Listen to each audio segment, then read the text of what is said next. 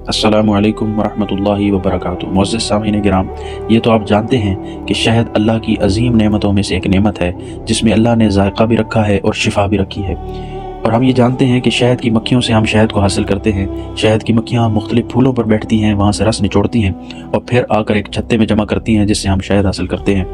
लेकिन कभी आपने ये सोचा कि शहद की मक्खियाँ तो मुख्तलिफ फूलों पर बैठती हैं, उनमें कुछ कड़वे फूल भी होते हैं, कुछ मीठे फूल भी होते हैं, लेकिन शहद जो तैयार होता है वो सारे का सारा मीठा कैसे हो जाता है? आइए इसका जवाब जानते हैं। इसका जवाब हमें तारीख़ इस्लाम से मिलता है कि एक दफ़ा आका अलैहिस्सलाम अपने असहाब के साथ सफ़र फरमा रहे थे और दौरान सफ़र जब सहाबा को भूख लगी तो वो एक जगह रुके, लेकिन उनके पास खाने के लिए कुछ न था।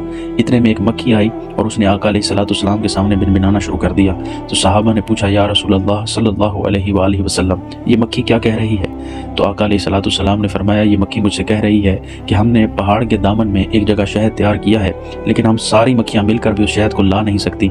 आप अपने असहाब को भेजें और वहाँ से शहद ले आए। सहाबा गए, वहाँ से शहद लेकर आए और सहाबा ने खूब सैर होकर उस शहद को तनावल किया। फिर उसके बाद दोबारा उस मक्खी ने आका अलैहिस्सलाम के सामने भिनभिनाना शुरू कर दिया।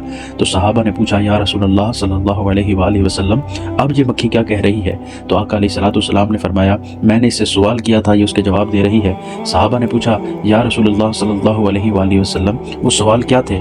आका अलैहिस्सलाम ने फरमाया, मैंने इससे पूछा तेरी खुराक क्या है?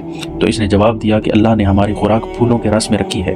तो मैंने पूछा कि फूल तो बहुत से हैं, कुछ का रस मीठा है, कुछ का रस कड़वा है, तो फिर तुम्हारा सारा शहद मीठा कैसे हो जाता है? तो इसने जवाब दिया, आका हम बहुत से फूलों पर बैठती हैं और कई का रस मीठा, कहीं का कड़वा होता है, लेकिन जब हम वापस अपने छत्ते की तरफ, अपने घर की तरफ लौट रही होती हैं तो हमारा जो सरदार है, हमारा जो अमीर है, वो आपकी ज़ात पर दुरूद व सलाम पढ़ता है, उसके साथ हम भी दुरूद व सलाम पढ़ती हैं, तो हमारा सारे का सारा शहद मीठा हो जाता है।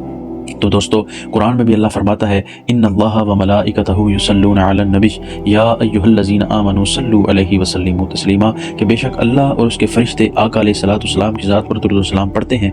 ए ईमान वालो, तुम भी आका अलैहिस्सलाम पर दुरूद व सलाम पढ़ा करो। मेरे भाइयों, दुरूद व सलाम पढ़ा करें ताकि दिलों के अंदर जो बुग़्ज़, नफ़रत, अदावत, इनकी कड़वाहट है, ये भी ख़त्म हो जाए और आपकी ज़ुबान भी मीठी हो जाए। अगर आपको ये वीडियो पसंद आई हो तो इसको लाइक करें, ज़्यादा से ज़्यादा लोगों में शेयर करें, क्योंकि दीन की बात पहुँचाना दूसरों तक ये सदका जारिया।